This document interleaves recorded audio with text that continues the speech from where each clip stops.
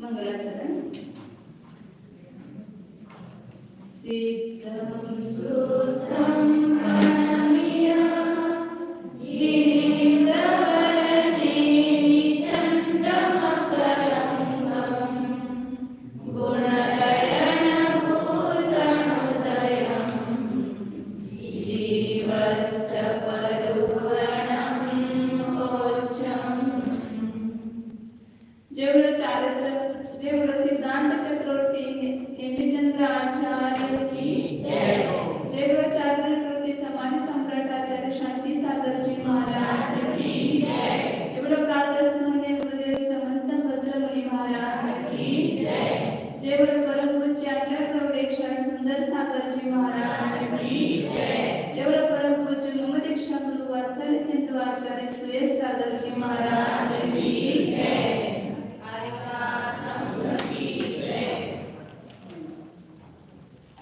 आपलं 9वं गुणस्थान चाललं होतं. 9व्या गुणस्थानाचं नाव काय? आदिवृत्ती. 8व्या गुणस्थानाचं आणि उपशम श्रेणी आणि शपक श्रेणीवर 3 करण होतात. तर एकदा आदतकरण कोणत्या गुणस्थानामध्ये होतं? 7व्या गुणस्थानामध्ये. आदतकरण परिणामामध्ये प्रविष्ट झाल्यानंतर त्याला काय म्हणतात? आदतकरणामध्ये जो गेला त्याला काय म्हणतात? सातिशय अप्रवृत्त. काय म्हणतात? सातिशय अप्रवृत्त. अपूर्वकरण, आदतकरण, अपूर्वकरण आणि वृत्तीकरण तिघेचं स्वरूप आपण पाहिलं. आदतकरणामध्ये आदतकरण कशाला म्हणतात? पाठीमागं तुम्ही सांगा. दीपक पेनचे मेसेज येत नाही रोज. समिता नाही. आता किती दिवस झाले की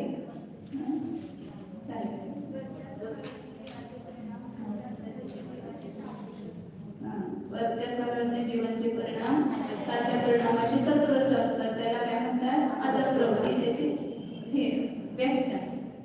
अपूर्वकरण कशाच म्हणतात?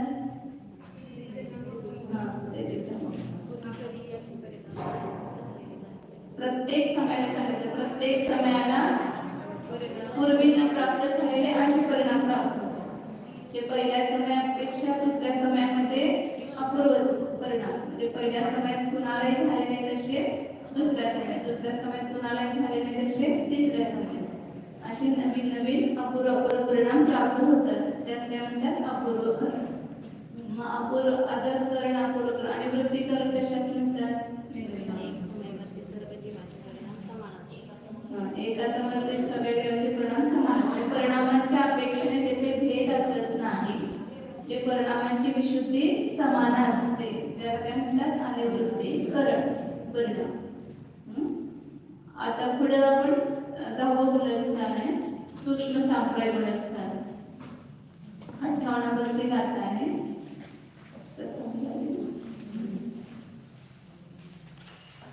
सूक्ष्म सांप्राय गुणस्थान. ध्रुवकोसुम्भयवत्तं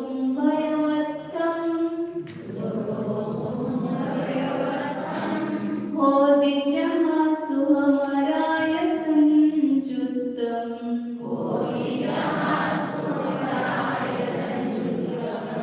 एवं सुमकसाहो सुमसरावृत्तिनादवो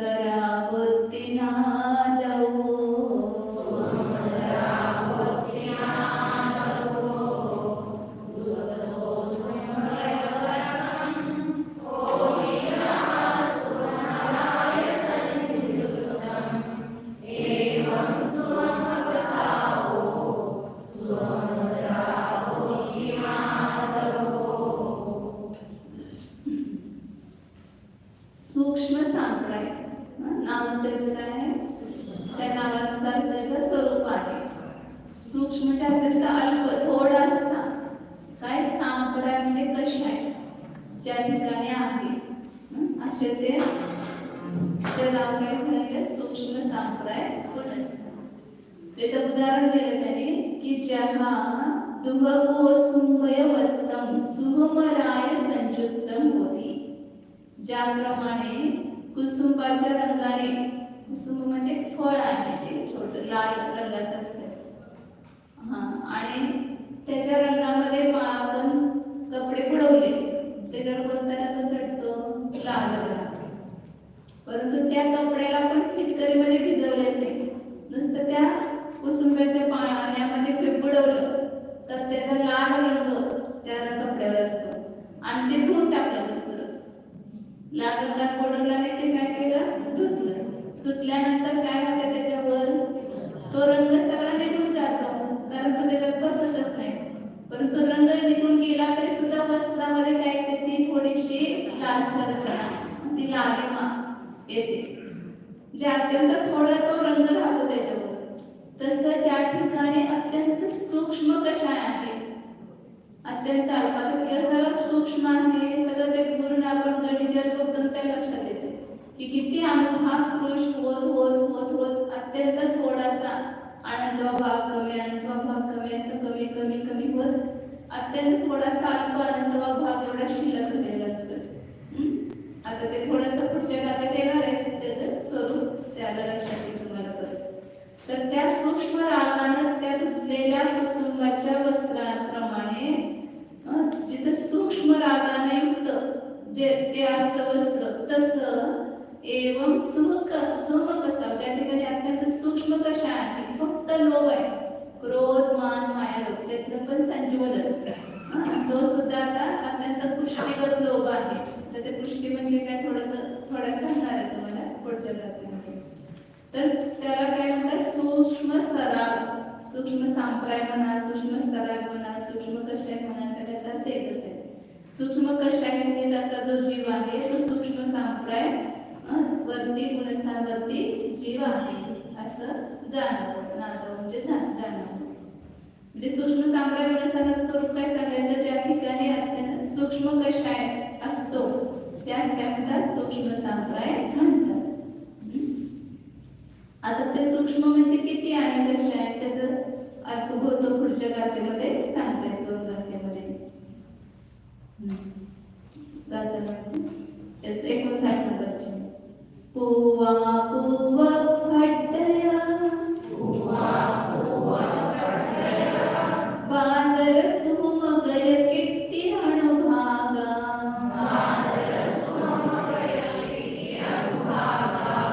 हीन कमानंत गुणे, नवरादुवरं च हेठस,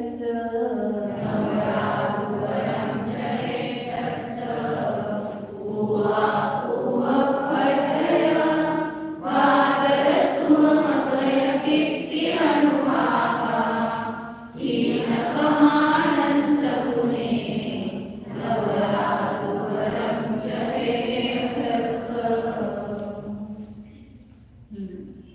पूव अपूव फटय, स्पर्धक, स्पर्धक शब्द आला का ना आपल्याला?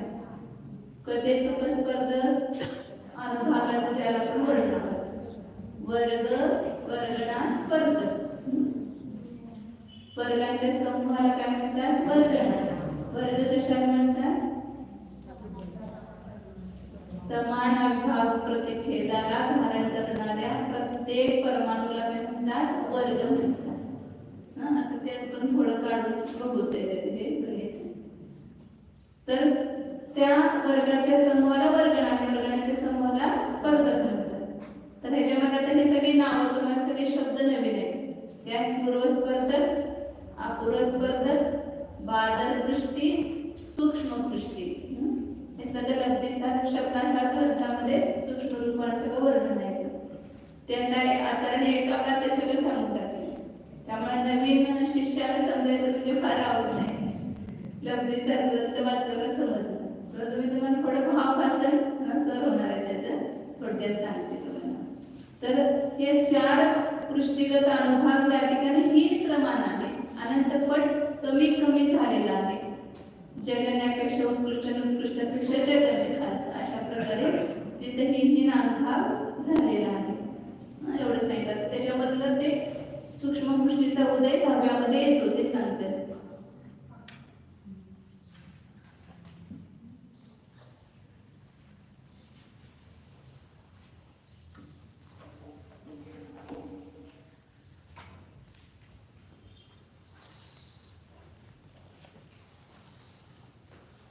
हे काय आहे?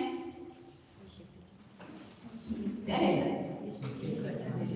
शब्द एक लक्षात ठेवायचे. निषेध रचना म्हणजे स्थितीला अनुसरून जे आपण कर्मबंध करतो त्याच्या स्थितीला अनुसरून काय होते? निषेध रचना होते. म्हणजे प्रत्येक समयामध्ये एवढे एवढे कर्म उदयाला येणार हे त्यांचं सिरियल ठरते क्रमाक्रमाने.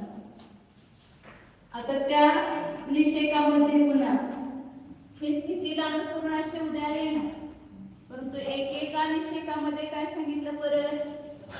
अनुभाग जो आहे तो सारखा नाही.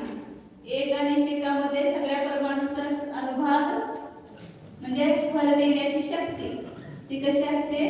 सारखी असत नाही. म्हणजे तिथं परमाणू किती आहे? तिथं निषेकामध्ये अनंत परमाणू आहेत. एका निषेकामध्ये परमाणूंची संख्या किती आहे? अनंत. परंतु त्या अनंत परमाणूमध्ये फल देण्याची जी शक्ती आहे ती समान नाही, कमी जास्त असते. आणि म्हणून त्याची रचना करण्यासाठी काय करतात? अनुभागाची रचना आडवी करतो आपण वर्ग वर्गला स्पर्धा या रूपाने. आता ह्या एका निषेकाची शक्ती आपण नाव बघितलं ना, लता, दारू, वस्ती, शैली, हे त्याची नाव आहे त्या स्पर्धकांची. मग त्याची ह्या एका निषेकामध्ये सगळ्यात कमी अनुभाग ज्याच्यामध्ये आहे असे परमाणू त्यातले काढायचे. कोण काढणार नाही त्या करणार आहे, पण तो समजायचं आपण फक्त. तर त्याच्यामध्ये सगळ्यात कमी जे केवली कमी आहे हे सगळं, तर सगळ्यात कमी शक्ती ज्याच्यामध्ये आहे अशा परमाणूंचा एक ग्रुप करायचा. आता सगळ्यामध्ये एक उदाहरण दिलं ना, 8 शक्ती आहे असं समजूया. आहेत अनंत शक्ती, जीवराशीपेक्षा अनंत पट एवढे त्याच्यामध्ये काय असते? शक्ती. त्याला म्हणतात अविभाग प्रतिच्छेद. काय म्हणतात त्याला? अविभाग प्रतिच्छेद. की ज्या शक्तीचा पुन्हा दुसरा भाग होत नाही. अविभाग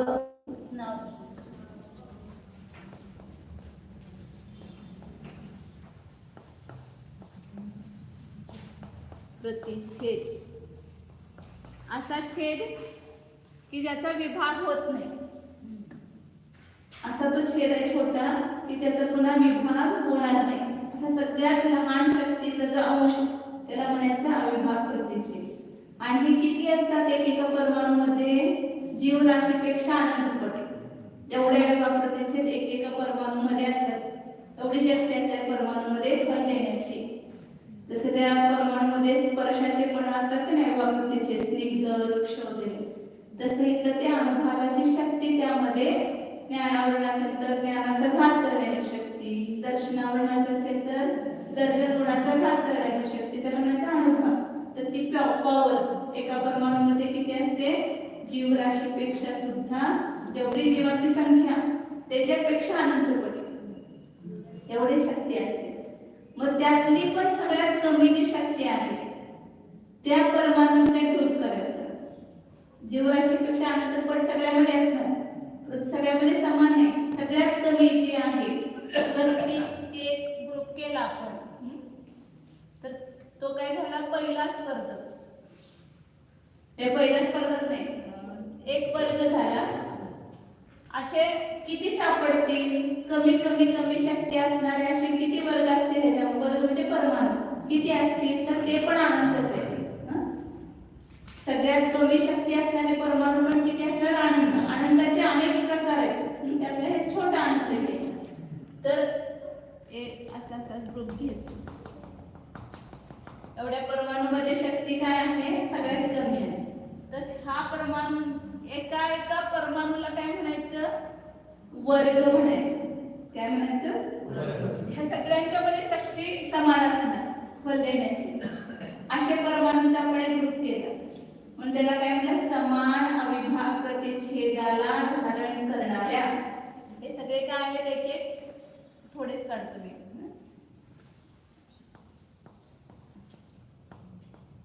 हे सगळे परमाणू एक आणि ह्या सगळ्यांच्या मध्ये शक्ती समान आहे. तर ह्या समान अविभाग प्रतिच्छेदाला धारण करणारे, जसं उदाहरण घेतलं हिच्यामध्ये हे परमाणू झाले, त्या प्रत्येकामध्ये शक्ती किती आहे? 8 शक्ती आहे असं मानलं. सगळ्यामध्ये 8 म्हणजे जीवराशी अनंत पट, ते जरी अंकगणिताने आपण फक्त बसलं तर हे एक एक परमाणू म्हणजे एक एक वर्ग झाला. काय झाला तो प्रवेशिकेमध्ये सगळ्या व्याख्या येतात, परंतु नुसतं पाठ करतो आपण, परंतु ते आपल्याला समजत नाही. तर एकेका परमाणूला काय म्हणायचं? दिसते का असेल तिकडे समोर तिकडे एकेका परमाणूला काय म्हणायचं? वर्ग म्हणायचं. आणि ह्या सगळ्या परमाणूंचा मिळून एक ग्रुप केला त्याला काय म्हणायचं? वर्ग झाला. हे सगळ्यामध्ये समान अविभाज्य प्रतिच्छेद आहे. म्हणजे काय म्हणजे समान अविभाज्य प्रतिच्छेदाला धारण करणाऱ्या प्रत्येक परमाणूला काय म्हणतात? वर्ग म्हणतात. एका परमाणूचं नाव वर्ग आणि सगळ्या परमाणूंचं मिळून काय झाली? वर्गना. हे सगळ्या समान अविभाज्य प्रतिच्छेदाला धारण करणाऱ्या सगळ्या परमाणूंचा ग्रुप त्याला काय म्हणायचं? वर्गना. जसं आता तुम्ही इतर क्लासमध्ये आहेत, एक एक विद्यार्थी वेगवेगळे झाला आणि तुमच्या विद्यार्थ्यांचा समूह हा एक 5वीचा वर्ग किंवा हा 10वीचा वर्ग, 6वीचा वर्ग असा आपण करतो की नाही. तसे त्या परमाणूंचा ग्रुप केले, समान अविभाज्य प्रतिच्छेदाला धारण केले, त्याचा एक ग्रुप केला, त्याला म्हटले एक वर्ग. मग ही सगळ्यात जगन्य वर्गाने कुठली वर्गणा म्हणायची? ह्या निषेकातली ही सगळ्यात काय झाली? जगन्य वर्गणा. आपली सगळ्यात कमी शक्ती असणारी वर्गणा, ती पहिली वर्गणा, त्यालाच काय म्हटलं? जगन्य वर्गणा. आता ह्याच्यानंतर जे दुसरे ग्रुप काढायचा, ह्याच्यापेक्षा एकच अविभाज्य प्रतिच्छेद ज्यांच्यामध्ये जास्त आहे, ते एकच शक्ती जास्त आहे, असा एक ग्रुप केला दुसरा. म्हणजे 9 9 9 9 शक्ती यांच्यामध्ये. याच्यामध्ये किती होते? 8 8. याच्यामध्ये किती आहे? 9 9. तर अशा इथं पण ह्या प्रत्येक परमाणूला वर्ग म्हणायचं आणि या वर्गाच्या समूहाला काय म्हणायचं? वर्गणा. ही कितवी वर्गणा झाली? ही झाली जगन्य. ही झाली दुसरी वर्गणा. असं आहेत या सगळ्या एका निषेकामध्ये असे असतात परमाणू, एक एक अविभाज्य प्रतिच्छेद यांच्यामध्ये अधिक अधिक आहे. पुन्हा तिसरी वर्गणा करायची, ह्याच्यापेक्षा एकच अविभाज्य प्रतिच्छेद ज्यांच्यामध्ये जास्त आहे, त्या प्रत्येक एकेका परमाणूला काय म्हणायचं? 10 10 10. शक्ती ही 9 8 9 लिहिलेली काय शक्ती आहे? 8 9 10. आणि हा एक एक लिहिला, हा एक एक परमाणू, ह्या एक एक परमाणूला काय म्हणायचं? वर्ग म्हणायचं. आणि वर्गांच्या समूहाला काय म्हणायचं? वर्गणा. तर ही किती वर्गणा झाली? तिसरी वर्गणा झाली. असं पुन्हा अनेक अविभाज्य प्रतिच्छेद अधिक आहेत असे परमाणूंचा ग्रुप करायचा. अशा याच्यातून निघतात ह्या निषेकामधून, त्याचीच ही रचना आहे सगळी, त्यालाच म्हणतात अनुभागाची रचना. आणि ह्याच्यापेक्षा अनेक जास्त आहेत, असे 11 11 आहेत. असा एक ग्रुप केला आपण, तर ही काय झाली? चौथी वर्गणा. अशा वर्गणा पण किती होणार? अनंत. तर त्या सगळ्या वर्गणांचा समूह त्याला काय म्हणतात? स्पर्धक. एक काय झाला? स्पर्धक. तर पुढे दिसते का पाठीमागं? दोघी जण लक्ष द्यायचं, इकडे पुढे येऊन बसा, ज्याला समजते त्याने पुढे येत जावा. नाव काय तुमचं? दोघांचं माहित नाही मला.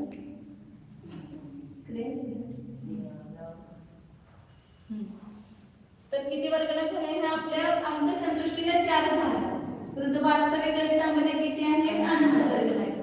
तर ह्या सगळ्या वर्गणांचा जो एक समूह, जी एक शक्ती, त्याला काय नाव आहे? स्पर्धक.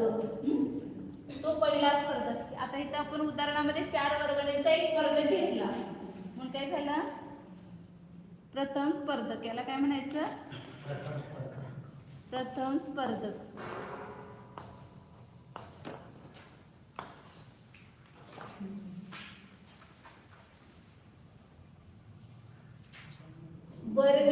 वर्गांचा समूह वर्गणा आणि वर्गणेचा समूह स्पर्धक, हे सगळं मिळून एक स्पर्धक झालं. आता ह्याच्यानंतर अधिक असणारे परमाणू ह्या निषेकामध्ये सापडणार नाही. एक स्पर्धक जिथं संपलं ना तर तिथं त्याच्या पुढे तिथपर्यंतच त्याला एक स्पर्धक म्हटलेले की जिथं आता एक अधिक सापडत नाही. मग किती असणार ह्याच्यापेक्षा? तर ही जी जगने वर्गणामध्ये जी शक्ती आहे 8 आहे ना, ह्याच्यापेक्षा दुप्पट शक्ती असणार आहे. दुसऱ्या स्पर्धकाची जी पहिली वर्गण आहे ना त्याच्यामध्ये शक्ती किती असणार? त्याच्यापेक्षा दुप्पट. आता हे 8 आहेत की तिथं 16 हे आपण हे उदाहरण घेतलंय 16 आणि 8 वगैरे. म्हणजे मध्ये 12, 13, 14, 15 ही शक्ती धारण करणारे कोणी परमाणू असणार नाही त्याच्यामध्ये. किती? हा, ही शक्ती जीवराशीहून अनंतपट आहे चैतन्य. ह्याच्या दुप्पट व्हायला म्हणजे शक्ती किती व्हायला लागणार? तेवढे परमाणू पाहिजेत ना आपल्याला. आता हे ते एक शक्ती आपण वाढवून गेलो आणि प्रत्येक शक्तीला धारण करणारे परमाणू शेवटपर्यंत लास्ट पर्यंत असं समजलं तर वर्गणा किती व्हाव्या लागतील याच्या दुप्पट व्हायला? तेवढे म्हणजे जेवढे ह्याच्यामध्ये शक्ती आहे तेवढे व्हायला लागतील ना. आणि एवढे परमाणू आहेत आपल्या जवळ. परमाणू किती आहेत? फक्त अभव राशीच्या अनंतपट आणि सिद्ध राशीच्या अनंतपट आणि त्या जीवराशीपेक्षा अनंतपट ही शक्ती. म्हणून तेवढे सगळे वर्गण असत नाही. आनंद व भाग प्रमाणच वर्गण असतात. म्हणजे मधल्या बहुभाग अंतर आहे आणि एक भाग वर्गण आहे. अंतरच्या 2 स्पर्धकातलं मधलं तर बहुभाग आहे आणि वर्गणांचा सरभाव जो आहे तो एक भाग प्रमाण. असं अनंत भाग आणि अनंत बहुभाग असं. अनंत बहुभाग मधल्या वर्गणा नाही. तुम्ही लक्षात ठेवा काय की इथं ही जी जगने वर्गणातली जी शक्ती असेल त्याच्यापेक्षा दुप्पट ज्याच्यामध्ये शक्ती आहे असे परमाणूंचा ग्रुप केला जातो. तर आता एक अधिक संपल्या, आता एक अधिक वाल्या नाही वर्गणा, मग ह्याच्यापेक्षा दुप्पट शक्तीवाल्या वर्गणा तर त्यांचा ग्रुप केला तर त्याला काय म्हटलं? आता हा ही पहिली वर्गणा कशाची? दुसऱ्या स्पर्धकाची पहिली वर्गणा झाली. आता स्पर्धक दुसरा आहे, पहिला स्पर्धक तिथपर्यंत संपला. हा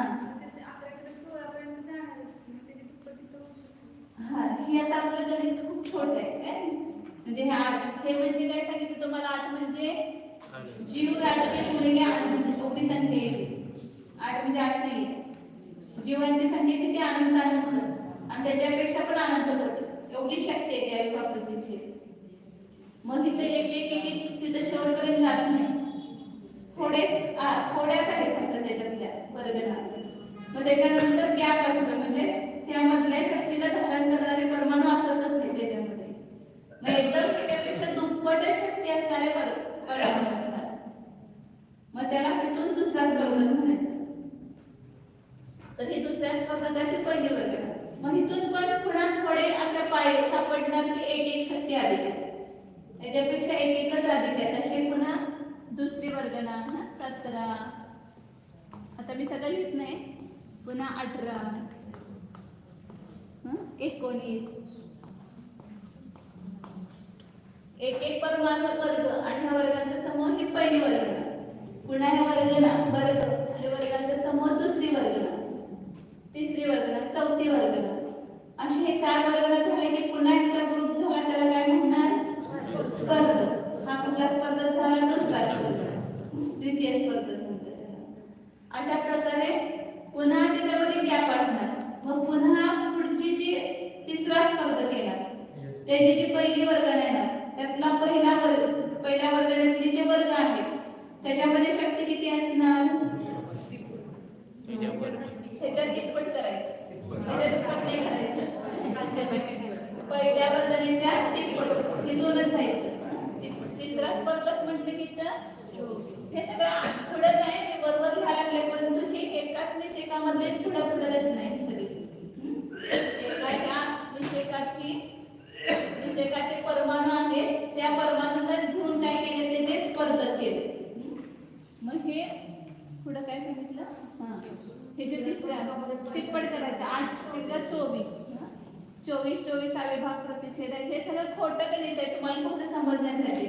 सगळं अनंतच समजायचं ते जीवराशीपेक्षा आहे. म्हणून तिथं संतुष्टी देताना हे जे संतुष्टी काय देतात व देतात. हे आठ दिले का नाही त्याची संतुष्टी काय व आणि वर्गणाची संतुष्टी आहे चार अंक घेतलेले. हा व म्हणजे वर्ग एक जगाने वर्ग आणि 4 म्हणजे की वर्ग. चारचा एका स्पर्धकामध्ये 4 वर्गणा मांडलेले आहेत म्हणून त्याची संतुष्टी वर्गणीची संतुष्टी 4 मांडली. अशा प्रकारे ही रचना एका निशिकामध्ये हे पहिला स्पर्धक, दुसरा स्पर्धक, तिसरा स्पर्धक असे मग चौथा स्पर्धक आला की त्याच्यापेक्षा शक्ती चौपट आणि त्या स्पर्धकामध्ये एकच अधिक अनंतामध्ये सुद्धा एकच अधिक लावायचं. एकच अधिक अविभाग प्रतिच्छेद आहे.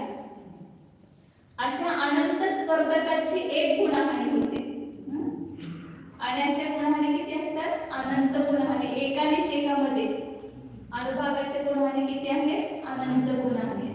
कारण का आपण बघतो ना की अनुभाग कांडात घात केला त्याला अनंत स्पर्धक घेतले त्याचा घात केला पुन्हा त्याच्या खालचे अनंत स्पर्धक घेऊन त्याचा घात करतात दुसऱ्या कांडकामध्ये.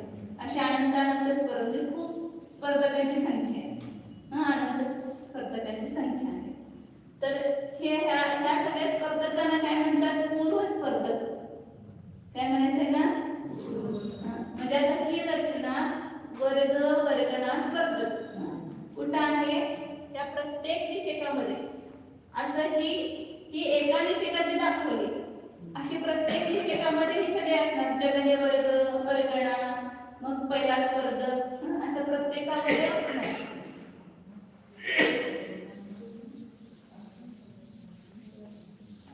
आणि त्याच्यामध्ये जे परमाणूंची संख्या असते शक्ती काय होत गेलेले 8 9 10 11 वाढत गेले. परंतु त्याच्यातले जे त्याला धारण करणारे जे परमाणू असतात ही शक्ती कुणामध्ये आहे परमाणूमध्ये. त्या परमाणूंचा जो ग्रुप केला लक्ष देऊन ऐका त्याची जी संख्या आहे ती क्षय कमी होत जाते. एक क्षय कमी होत जाते. जसं पहिले आपण 8 ला धारण करणारे किती आहेत 512. 9 शक्तीला धारण करणारे किती आहेत 480 म्हणजे ह्याच्यापेक्षा 32 कमी आहेत. 10 विभाग प्रतिच्छेद धारण करणारे परमाणू किती असणार त्याच्यापेक्षा कमी 448 आहे. 32 कमी केले. आता कशा ते अनंतमाचं जसं गणित काढले ना तसं आपल्याला पुढे योग मार्गाने गणित येणार. 512 कसे काढायचे 480 कसे काढायचे वगैरे. फक्त लक्षात काय घ्या की अविभाग प्रतिच्छेद इथं कमी आहे अविभाग प्रतिच्छेद वाढत गेले आणि परमाणू इथं जास्त आहेत आणि पुढे परमाणू कमी होते. परमाणूंची संख्या शक्ती वाढत जाते आणि परमाणूंची संख्या त्याला धारण करणारे परमाणू त्यांची संख्या कमी होत जाते. पण ह्या अनुभागाची सुद्धा इतर रचना कशी होणार अशी त्रिकोणाकार रूपाने होणार. ते स्थितीच्या अपेक्षेने आपण काढलं. हे अनुभागाच्या अपेक्षेने पण काय होते पहिल्यामध्ये परमाणू जास्त आहेत दुसऱ्यामध्ये कमी तिसऱ्यामध्ये कमी त्याच्यापेक्षा कमी परमाणू होत जाणार आणि शक्ती मात्र त्याच्यामध्ये काय होत जाणार वाढत जाणार. तर ह्याला काय म्हणतात स्पर्धक रचना. हे अशी आडवी काढली आपण. हे त्रिकोण जो आहे तो अनुभागाचा समजायचा. अनुभागाच्या अपेक्षा म्हणजे शक्तीच्या अपेक्षा. हे एकेका निषेकामध्ये असे सगळ्या ह्याच्यामध्ये अशी रचना होणार. प्रत्येक निषेकामध्ये इथूनच सुरू होणार. खरं जगन इथूनच येणार. सगळ्यात कमी जे जगन आहे सगळ्याचं सारखं असणार सगळ्या परमाणू सगळ्या निषेकामध्ये.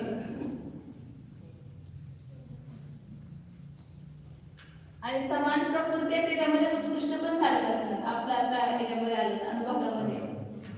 अच्छा ये जगने सबका समान होगा और उत्कृष्ट जो होगा वो भी सबका समान होगा. सब निषेकों उधर स्थिति में जितने भी निषेक है सभी का अनुभव समान हो जाता है.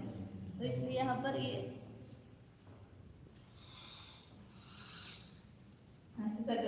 सगळ्या निषेकामध्ये अशा अनुभागाची अशी रचना येणार.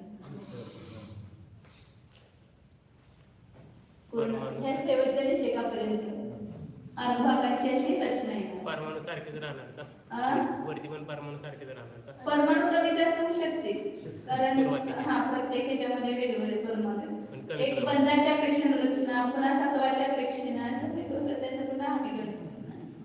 तर आता सांगायचा उद्देश काय तुम्हाला, ही जी मी आता स्पर्धा सांगितली त्याची ही रचना झाली. आता त्याच्यामध्ये काय म्हणणार आपण, हा सगळ्यात जगन्य पहिल्या स्पर्धकाची जगन्य वर्गना कुठे येणार, हे 8 शक्ती आपण म्हणते ते 512 परमाणूमध्ये 8 शक्ती आहेत. ही काय झाली, पहिल्या सगळ्यात जगन्य स्पर्धकाची जगन्य वर्गना झाली. आणि असं एक एक वाढत वाढत शेवटचा जो येईल तो अनंत स्पर्धक आहे. किती स्पर्धक आहेत असे?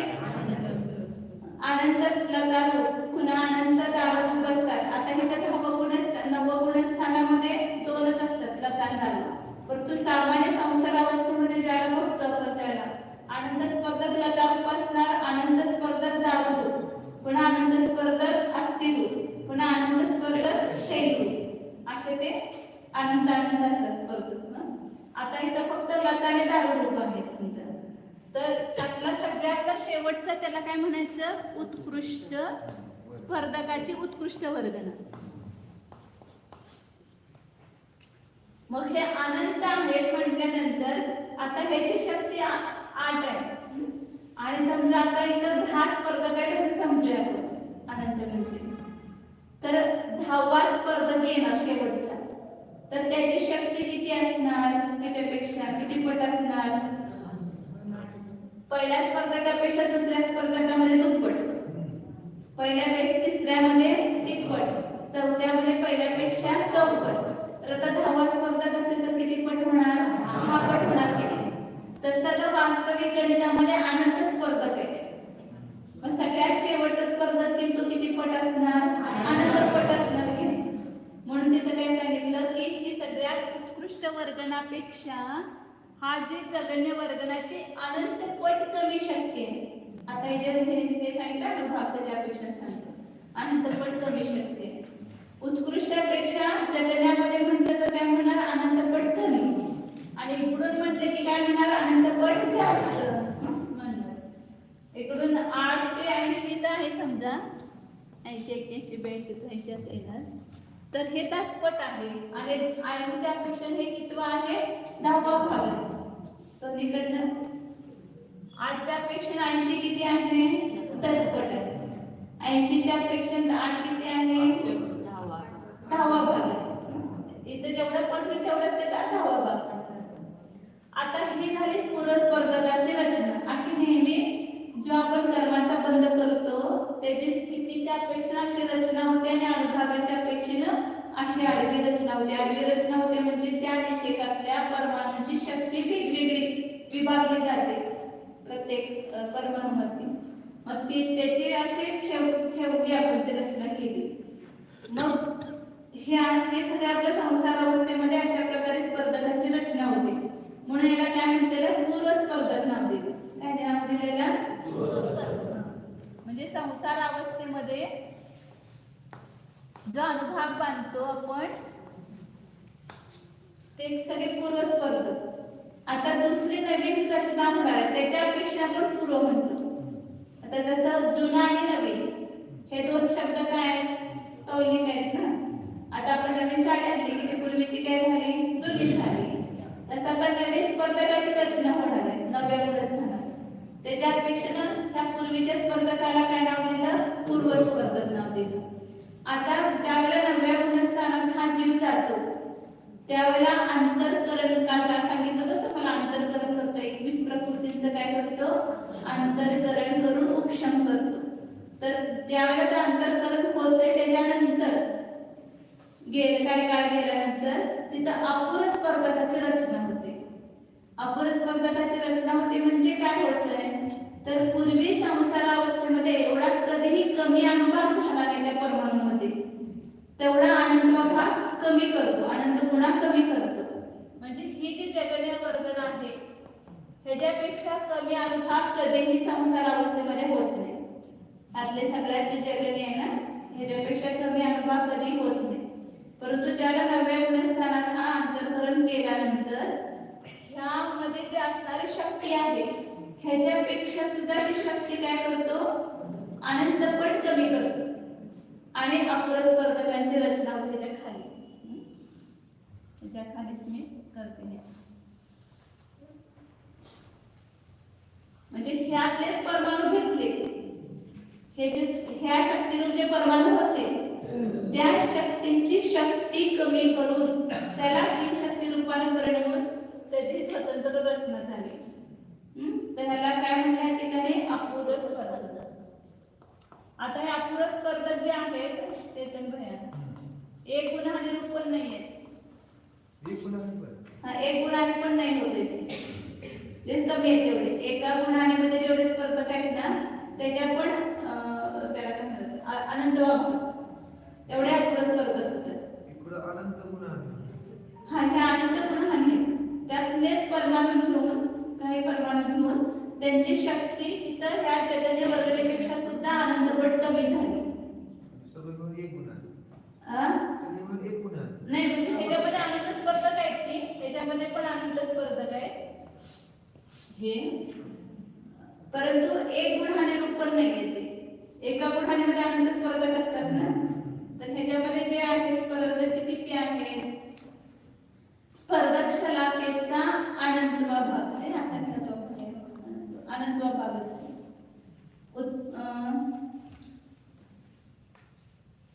पुरस्पर्धक शलाकाचं प्रमाण, पुरस्पर्धक शलाका त्याला अपकर्षण भागाचा भाग दिला असंख्यात गुण, तर तेवढे अपुरस्पर्धक होतात. तर त्याचं प्रमाण किती येते, ते एका गुणामध्ये त्याच्यापेक्षा पण कमी अनंतवा भाग. तर काय सांगितलं तर फक्त तुम्हाला भावभाषण सांगतो, हे सगळं गणित काय आपल्याला नाही बघायचं, फक्त भावभाषण करायचं. ही जी शक्ती होती पूर्वी जी संसार अवस्थेमध्ये आपण बांधत होतो त्याच्यापेक्षा सुद्धा अनंतपट शक्ती ह्यातलेच परमाणु घेऊन काय केली तर कमी केली आणि ही 9व्या गुणस्थानामध्ये याची रचना झाली. हे गुणाचे होणार फक्त संजीवलन, क्रोध, मान आणि माया आणि लोभ, हे 4 विषयांचेच होणार आहे अपूर्व स्पर्धक. नवीन अपूर्व म्हणजे यापूर्वी कधीही एवढी शक्ती कमी झाली होती म्हणून त्याला काय म्हटलं, अपूर्व स्पर्धक म्हटलं. मग ह्याच्यामध्ये सुद्धा ती काय झाली, इकडं ही जगन्य वर्गण आहे. आता ह्या अपूर्व स्पर्धकामध्ये रचना अशीच असणार, एक एक अधिक वगैरे, परंतु हे जे शेवटचे जगन्य वर्गण आहे त्याच्यापेक्षा हे जे उत्कृष्ट वर्गण आहे त्याच्यामध्ये शक्ती अपूर्व स्पर्धकाचे उत्कृष्ट वर्गण, ती शक्ती किती असणार, ह्याच्यापेक्षा अनंतपट कमी. आणि ह्या उत्कृष्टापेक्षा ह्याची जी जगन्य आहे अपूर्व स्पर्धकाचीच, ती ह्याच्यापेक्षा पण अनंतपट कमी, कारण हे अनंत स्पर्धक आहे. काय लक्षात आलं, अपूर्व स्पर्धकाचे जे उत्कृष्ट वर्गण आहे त्याच्यापेक्षा त्याची जगन्य वर्गण किती कमी आहे, अनंतपट कमी. आता ह्या जगन्य वर्गणीपेक्षा सुद्धा एवढा कमी केला अनुभाग ह्या परमाणूंचा, ह्यातल्या परमाणूंना घेऊन, तर ही जी उत्कृष्ट वर्गण आहे ती सुद्धा त्या जगण्यापेक्षा किती कमी आहे, अनंतपट कमी. आणि ह्याच्यापेक्षा त्याची जी जगन्य वर्गण आहे ते अनंत स्पर्धक ओलांडून आहे, त्यामुळे सुद्धा काय म्हणणार, अनंतपट कमी हीन म्हणायचं, हे उत्कृष्ट जगन्य वर्गण. आता ह्याच्यापेक्षा पण आता पुढे जाऊन काय करतो, तो जो परिणामांची विशुद्धी एवढी वाढत वाढत वाढत चाललेली आहे, त्या निमित्तानं कर्माचा अनुभाग काय व्हायला लागलेला आहे, कमी कमी होत चाललेला आहे. मग ह्या पूर्व अपूर्व दोन्ही स्पर्धकातून घेऊन पुन्हा तिथं बादर पुष्टींची रचना होते. तिसरा प्रकार काय, बादर पुष्टी, त्याला काय म्हटलं, अपूर्व स्पर्धक, याला काय म्हटलं, पूर्व स्पर्धक. आता ह्याच्यापेक्षा पण कमी शक्ती केली, बादर पुष्टी नाव दिले, परंतु होतंय काय ऑटोमॅटिक त्याच्यामध्ये अनुभाग कमी होतो. किती कमी होतो, अनंतपट कमी होतो. जसं आता उदाहरण घ्या, सांगू मग उदाहरण सांगते, पूर्ण सांगते. तर ह्या दोन्ही स्पर्धकातलेच परमाणु घेऊन, जसं आपण वरच्या स्थितीतले परमाणु खाली टाकतो की नाही, तसेच इथं अनुभागामध्ये दोन्हीतल्या काय करायचे, परमाणु घेऊन आता त्याच्या खाली पुन्हा बादर पुष्टींची रचना होते. आता हे काढते म्हणजे खाली दाखवायचं.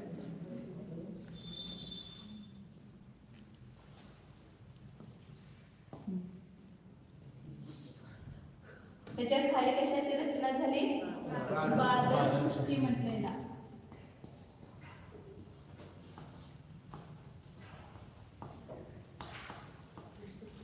आता इथं एक हे स्पर्धक आणि ह्या स्पर्धकाची रचना सारखीच, शक्ती कमी ह्याच्यामध्ये, पण त्याच्यामध्ये जसं वर्ग वर्गणा स्पर्धक एक एक वाढत जातंय असं आहे की नाही, तशीच रचना. पण त्या पृष्ठीमध्ये काय असतं? वर्ग वर्गणा स्पर्धक असे नसतं.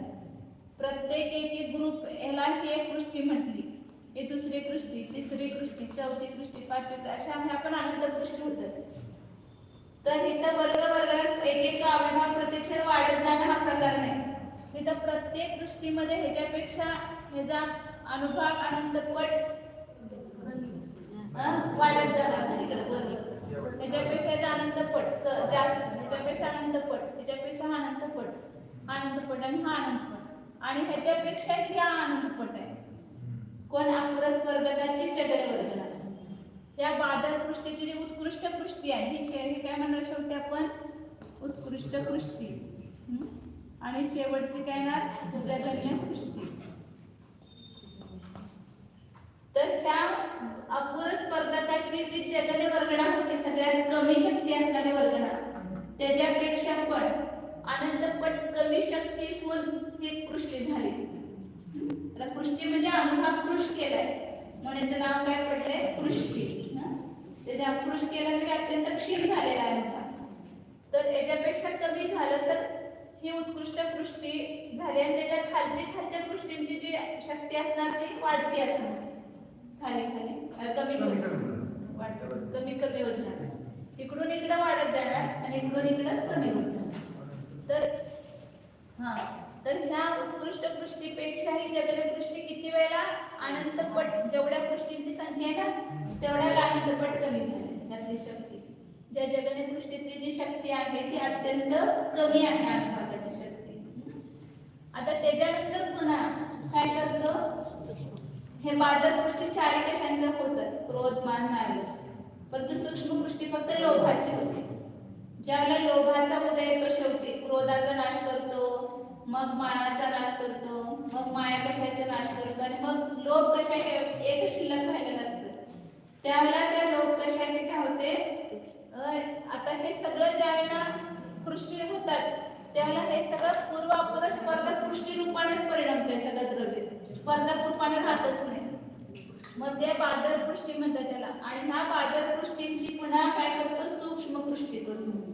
10व्या गुणस्थानात जायच्या अगोदर 10व्या गुणस्थानाचा जवळ काळ आलेला असतो का नाही, त्याला शेवटी काय होतं? त्याच्या बादल पृष्ठीची पण पुन्हा ह्याच्यापेक्षा पण अनुभाग सूक्ष्म होतो, म्हणून त्याला काय म्हणतात? सूक्ष्म पृष्ठी म्हणतात.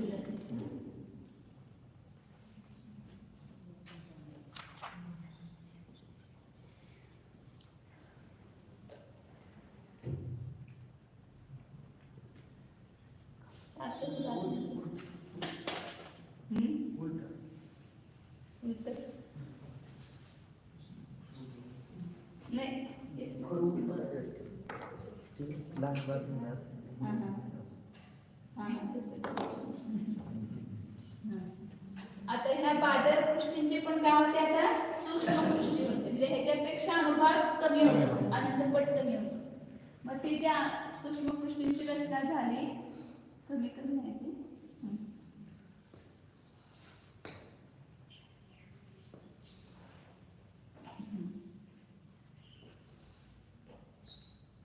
तर ही जी उत्कृष्ट पृष्ठी आहे सूक्ष्म पृष्ठी, ह्याचं नाव काय? सूक्ष्म पृष्ठी. बादल पृष्ठीचीच रचना सूक्ष्म पृष्ठीमध्ये होती ना, हा, त्यामुळे बादल पृष्ठी राहणार नाही ना. ज्याला तयार करत असेल त्याला राहणार. पूर्ण ज्याला अंतिम समय सूक्ष्म पृष्ठीकरणाचा त्याला बादल पृष्ठी सगळ्या नष्ट होणार. तसं याप्रमाणे इकडे पूर्व स्पर्धकामधनं अपूर्व स्पर्धक. खरं अपूर्व स्पर्धक केलं तर पूर्व स्पर्धक सगळे नष्ट होत नाही. अपूर्व स्पर्धक करतात त्याला पूर्व स्पर्धक पण असतात, आणि मग ज्याला पुष्टी करतो त्याला पूर्व स्पर्धक सगळे नष्ट होतात आणि बादल पृष्ठी होते. आणि बादल पृष्ठी झाली की मग पूर्ण सूक्ष्म पृष्ठी होते.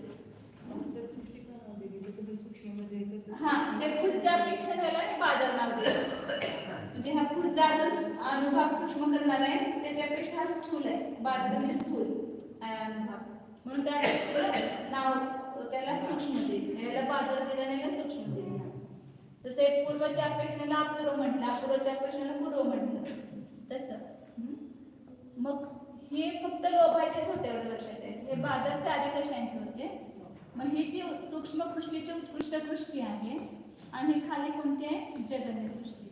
तर ह्या सूक्ष्म कृष्टी पण किती होतात, अनंत होतात. मग त्यातली सुद्धा शेवटच्या कृष्टीमध्ये शक्ती सगळ्यात जास्त असणार शेवटच्या कृष्टीमध्ये, आणि पहिल्या कृष्टीमध्ये सगळ्यात कमी शक्ती असतात. इथं जसं एक एक अविभाग प्रत्यक्ष रागात वाढत होते तसं इथं नाहीये. इथं प्रत्येक कृष्टीमध्ये अनुभाग अनंत पट होत जाणार. पहिल्या जगन्य कृष्टीमध्ये जो अनुभाग असेल त्याच्यापेक्षा अनंत पट अनुभाग दुसऱ्या कृष्टीमध्ये, त्याच्यापेक्षा अनंत पट अनुभाग तिसऱ्या कृष्टीमध्ये, त्याच्यापेक्षा अनंत पट अनुभाग चौथ्या कृष्टीमध्ये, असं शेवटच्या कृष्टीपर्यंत अनंत पट अनुभाग असणार. म्हणजे इथं सगळ्यात कमी झाला एवढा अनंत पट कमी झालाय हे त्याचा अर्थ. जसं उदाहरणार्थ आता बघा की एक मोठा दगड आहे, हा परस्पर म्हणजे मोठा दगड आहे, त्याचे फोडून काय केले तुकडे केले, एवढे दगड केले, त्यातली शक्ती कमी झाली की नाही. त्या मोठ्या दगडाची शक्ती होती ती काय झाली, एवढे तुकडे केल्यावर कमी झाली. आता त्याला पण फोडलं आणि त्याचे पण आणि एवढे छोटे तुकडे केले तर ते बाजारपेठ झाले. आता त्याला पण फोडलं आणि एवढे छोटे छोटे खडे केले तर त्यापेक्षा काय झाली शक्ती सूक्ष्म झाली. किंवा दुसरं उदाहरण घ्या की चिंच आहे, ती किती आहे खूप आंबट असते. तसे तुम्ही खाल्ला चिंच तर किती आपल्याला ती खूप आंबट लागते. मग तुम्ही काय केलं त्याला भिजवलं त्या चिंचेला आणि त्यातलं पाणी काढलं तर ते काय झालं शक्ती ते आंबटपणा कमी झाला. म्हणजे काय झालं ते आपण स्पर्धा झाले. पुन्हा त्याला तुम्ही शिजवलं त्या चिंचेला पाणी उकळलं तर त्यातला आंबटपणा अजून कमी झाला. पुन्हा ते चिंचेचं पाणी केलं त्याला काय घातलं त्यामध्ये गुळ घातलं मग काय झालं तिथं अजून काय झालं ते अजून अनुभव कमी झाला ना. तसं ती जी आंबटपणा कमी कमी होत झाला ना तसंच इथं ती फल देण्याची शक्ती आहे त्या कर्मातली ती काय होत चालली अत्यंत कमी कमी म्हणजे अनंत पट कमी अनंत पट कमी अनंत पट कमी असं होत चाललेलं आहे. म्हणून हे सगळं काम हे अपूर्व स्पर्धक बादर कृष्टी सूक्ष्म कृष्टी सगळं नव्या गुणस्थानात होतं आणि फक्त शपक श्रेणीवरच होतंय. उपशम श्रेणीवर सगळं होत नाही. उपशम श्रेणीवर फक्त सूक्ष्म कृष्टी होत असते. सूक्ष्म कृष्टी दोन्ही मध्ये होते हे दोन फक्त शपक श्रेणीवरच होते. तर इथं तेच आचार्य सांगतात की आता हे सगळं समजलं तर थोडं बहुत लक्षात येईल आता तुम्हाला. हा उपशम श्रेणीवर ज्या वेळेला लोभाचा उदय सुरू होतोय शेवटी त्याला त्या लोभाचीच फक्त सूक्ष्म कृष्टी होते. परस्पर्धकातून डायरेक्ट सूक्ष्म कृष्टीच होते. तिथे परस्पर्धकाने बाह्य कृष्टी होत नाही. ते स्पर्धक रूपानेच त्याचं हे होते नाश होते म्हणजे नाश तिथं काय आहे सगळं नष्ट होणार नाही. थोड्या स्पर्धकातले तिथं पण स्पर्धक राहणार सगळं सूक्ष्म कृष्टी पण होणार नाही कारण की पुन्हा खाली येऊन बघायचं ना त्याला.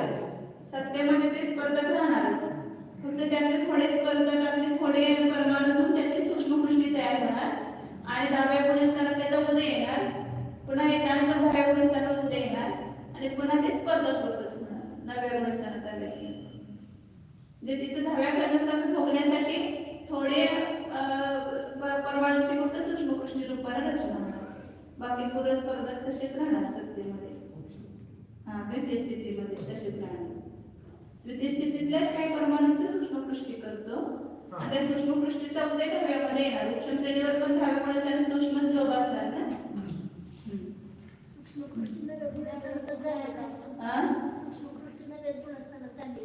हा सूक्ष्मकृष्टी केल्या हे करण्याचं काम झालं 9व्या गुणस्थानात आणि मग तो ज्या वेळेला आता सूक्ष्मकृष्टी रूप झाला ना अनुभाग सगळा आता ह्या रूपाने राहिलाच नाही फक्त सूक्ष्मकृष्टी रूपानेच राहिला असा केला सत्तेमध्ये आणि मग तो ज्या वेळेला ह्या सूक्ष्मकृष्टीतलंच परमाणू उदयाला येतील त्याला त्याचं गुणस्थान काय झालं 10वं गुणस्थान सूक्ष्म सांप्रदाय गुणस्थान. जे ह्या सूक्ष्म लोभाचा उदय त्या ठिकाणी अत्यंत त्याचा अनुभव कृष केलेला आहे, अशा त्या परमाणूंचाच उदय 10व्या गुणस्थानात येतो. म्हणून त्या जीवाचा कसा असतो, अत्यंत सूक्ष्म. तसं उदाहरण दिलं त्याने, त्या वस्त्रावर अशी लाली मारते, फक्त लाल रंग पण घात नाही. तसं तिथं त्या विषयाचा एवढासा अनुभव उदयामध्ये येतो. समिता चिंतन चालू आहे. आता हे गाता लावते बघा. गातेचा खूप मोठा भाव आहे, थोडक्यात तुम्हाला आता सांगितलंय. पूव अपूव खड्डय बादर सुमगय किट्टी अनुभागा, हे 4 घेतले. पुरस्पर्धक, अपुरस्पर्धक, बादर पृष्ठी आणि सूक्ष्म पृष्ठी. त्यांचा अनुभव कसा आहे, हीन क्रमाना आहे. कमी पुरस्पर्धकापेक्षा अपुरस्पर्धक कमी, अपुरस्पर्धकापेक्षा आनंद पटाना कमी, त्याच्यापेक्षा सूक्ष्म पृष्ठी कमी. त्यातलं आचार्य पुन्हा हे सांगतात ओळीनं की तो कसा आहे, आनंद पुन्हा कमी कसा आहे. अवरादू हेतस वर, म्हणजे पूर्वाच्या अवर म्हणजे चैतन्य होते. अवर शब्दाचा अर्थ चैतन्य. त्या चैतन्यापेक्षा खालच्याचं जे उत्कृष्ट आहे ते कसं आहे, अनंत पट कमी आहे. म्हणजे आता ह्याचं जे चैतन्य आहे, पुरस्पर्धकाचं चैतन्य इथं आहे स्पर्धक, ह्यापेक्षा ह्याचं जे उत्कृष्ट आहे, खालच्याचं उत्कृष्ट, हे वरती झालं, हे खाली झालं. म्हणजे पुरस्पर्धकाचं जे चैतन्य आहे त्याच्यापेक्षा खालचं जे उत्कृष्ट वर्गन आहे त्याचा अनुभव कसा आहे, आनंद पट कमी आहे. तर मग मी सांगितलंच होतं तुम्हाला, ह्याच्या चैतन्यापेक्षा सुद्धा ह्याच्या उत्कृष्टाची शक्ती आनंद पट कमी आहे, आणि ह्यापेक्षा ह्याचं चैतन्य आनंद पट कमी आहे. आता ह्या चैतन्य वर्गनेपेक्षा पुन्हा खालचं उत्कृष्ट आनंद पट कमी, कशाचं, अपुरस्पर्धकापेक्षा बादर पृष्ठीचं. आणि या बादर पृष्ठीच्या आपल्या उत्कृष्टापेक्षा आपले चैतन्य अनंतपट कमी, आणि ह्या अनंतपेक्षा सूक्ष्मपृष्ठीचं उत्कृष्ट तसे अनंतपट कमी आहे. हे एवढा म्हणजे अनुभव हीन झालेला. आणि ह्या सूक्ष्मपृष्ठीचा उदय 10व्या गुणस्थानामध्ये येतो. जे किती थोडा अनुभव तिथं उदयात असतो, त्या जीवाला कशाचा उदय आहे हे सुद्धा लक्षात येत नाही. तसं तर बघायला गेलं तर 7व्या गुणस्थानापासूनच तिथं कशांचा उदय लक्षात येत नाही, अबुद्धीपूर्वक आहे. आणि इथं तर एकदम सूक्ष्म लोभाचा फक्त, आणि लोभच आहे तो पण सूक्ष्म आहे, परंतु तेवढा सुद्धा काम करतो. लक्षात ठेवा, तेवढासा छोटासा राग सुद्धा त्या जीवाला कर्माचा बंध चालू आहे. 17 प्रकृतींचा स्थितीबंध, अनुभव बंध तिथं पण होत आहे 10व्या गुणस्थानामध्ये पण, ज्ञानावरणाधिक. अशा प्रकारे चार अनुभव सांगितला. आता 60 नंबर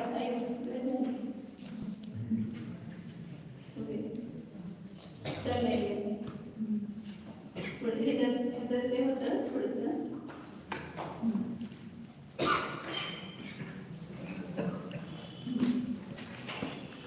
करणारे शिकत असताना वेळ कसं झालं आपल्याला लक्षात येत नाही, कसं गेलं.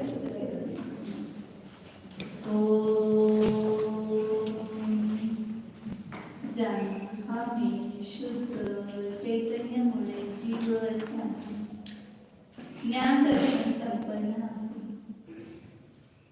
आम्ही टंकोत्कीर्ण न्याय भाव स्वरूप जाणतच आहे. पूर्वीही जाणत होतो, आताही जाणत आहे. जाणण्यामध्ये काही टेन्शन नाही समजले तरी टेन्शन घेऊ नका.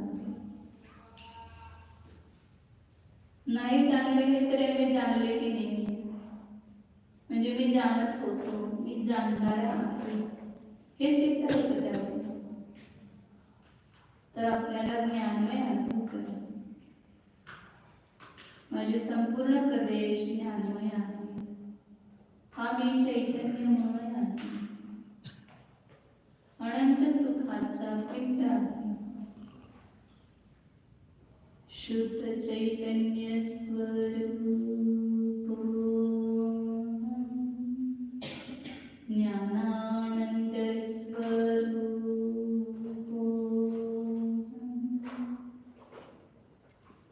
चैतन्य ज्योति स्वरूप शुद्धोहम एकोहम ध्रुव